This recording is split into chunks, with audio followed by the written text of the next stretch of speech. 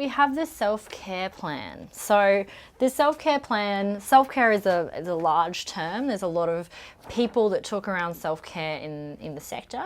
But when we're talking about self-care, I think a lot of the time we often think around, things that increase our well-being or our resilience. And often the emphasis is on the individual of you. You need to go home and do some yoga and eat some healthy food, and then you'll feel much better. So this self-care plan, which you can download, just kind of looks at, okay, well, that stuff's important, but it's also important what you're doing at work to keep yourself well or to increase your resilience. So I know some of the workers we've talked with have talked around having regular breaks, making sure that they spend time with their colleagues, sometimes building meditations in throughout the day. So at the start of the day, doing some meditation, or it's a morning tea break meditation, something like that. But it has to resonate with you, obviously, and what's going to kind of fill your cup up. Another worker said that they have like a 10 a.m. treat every day.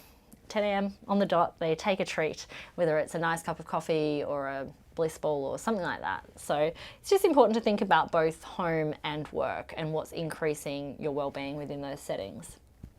It's also kind of important to think about what might decrease our well-being. So it might be stuff outside of work, when we're not at work, that we have fights with family or fights with friends, or maybe we've, moving house or something like that can be really stressful. So those things can decrease our well-being or our resilience and can end up impacting on work.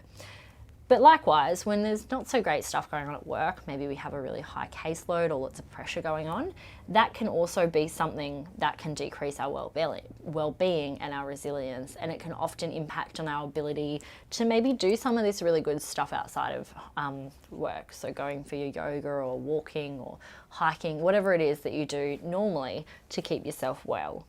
So it's a nice way to kind of map out what's going on for you currently. And if you're feeling a little bit burnt out or not so great, thinking around how you could adjust some of these spaces. Maybe it's around what's stressing me out at work and what could I do, whether if it's going to your manager and saying, hey, I've got a huge caseload at the moment and all of them have had really significant trauma histories. What can we do to shift that, So again, it's a tool. You might find it helpful, you might not, but it's up on our website if you want to give it a go.